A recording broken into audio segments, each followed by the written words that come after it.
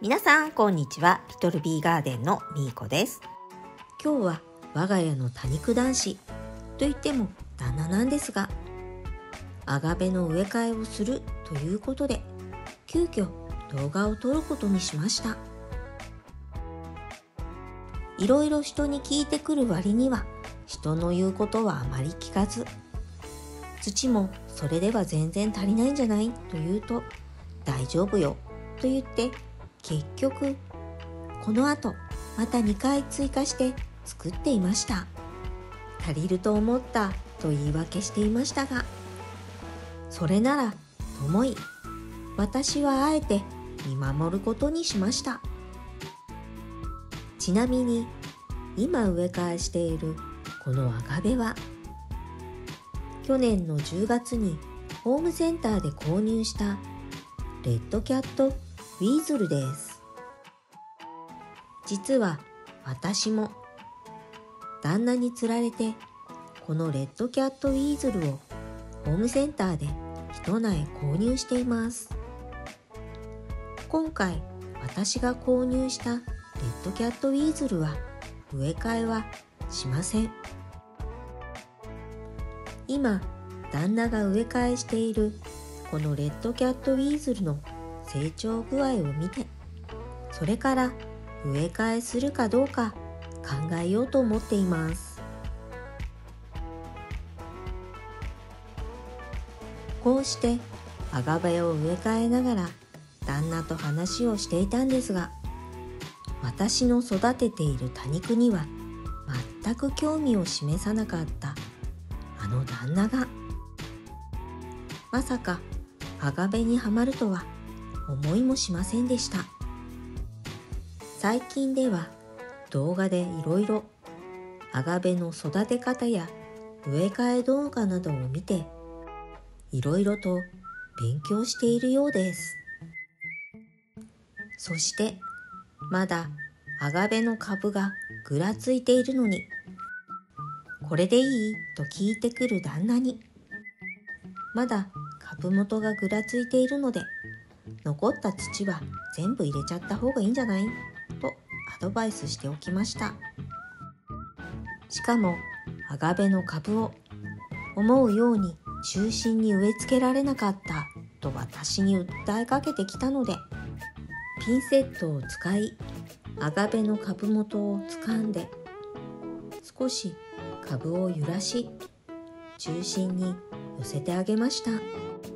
これでやっと一つ目のアガベの植え替えが完了しました。ちなみに私が育てているレッドキャットウィーズルです。いつの間にか気がつくと紅ちごが横ですくすく育っていたので、この紅ちごだけは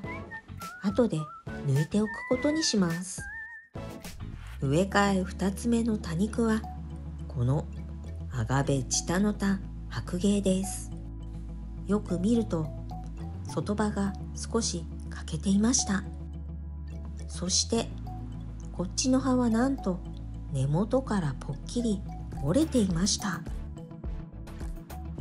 植え替えする旦那に鉢をバトンタッチすると、なんとピンセットを使わずに抜こうとしました。しかも鉢を逆さにして苗を抜こうとするので、思わず違う違うと手が出てしまいました。アガベを植え替えている旦那を見ているだけで何もしていないこっちがハラハラドキドキしてしまいます。折れてしまった葉はとりあえず取っておいて、成長点がついていないので発芽するかは分かりませんが、ついでなので葉差ししてみればとアドバイスしておきました。それにしてもなんで葉が折れていたのか不思議なんですけどね。今回旦那がアガベの植え替えに使っている土は私が自分の多肉用に配合した土に赤玉土と燻炭をさらに混ぜていました。鉢底石には優雅の軽石を使っています。私はアガベも他の多肉同様に鹿沼土を中心に花と野菜の培養土などを混ぜて使っているんですが、アガベを育てている皆さんはどんな土を使っていますか？ちょっと気になりました。それと植え付ける鉢の大きさもどれぐらいがいいのか私には分かりませんが、この鉢は少しこの苗の大きさにしては大きすぎると思ったんですが、最初に植え替えしたレッドキャットウィーズルも意外と根張りが良くてびっくりしたんですが、やはり大きめの鉢の方がいいのかな。白芸の植え替えもやっと終わったようです。折れてしまった葉も同じ鉢で管理するみたいですね。今後どうなるのか気になるところです。前回お隣さんの多肉をご紹介させていただきましたが、実はその動画をご実家でお隣さんがお母さんと一緒に見てくださっていました。そして実際にお母さんのお庭の多肉たちを動画で撮影してきてくださいました。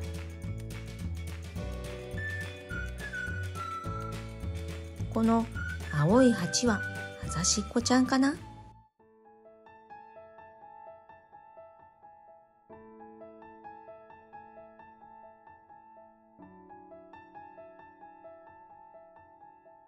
このピンク色の花を咲かせている多肉は何でしょう。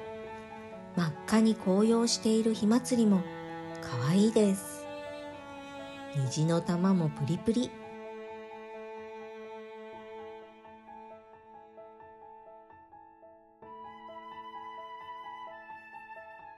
このアエオニウムは夕映えかな。お隣のお母さんも立派なタニラーさんでした。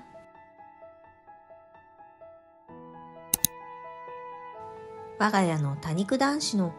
植え替え作業に戻ってきました。実は少し前にネットでまたアガベを購入していたんです。今回そのアガベを植え替えすると言って鉢まで買ってきました。今植え替えしているのは台湾ゴジラだそうです。そういえばホームセンターでもゴジラを探していたみたいですが、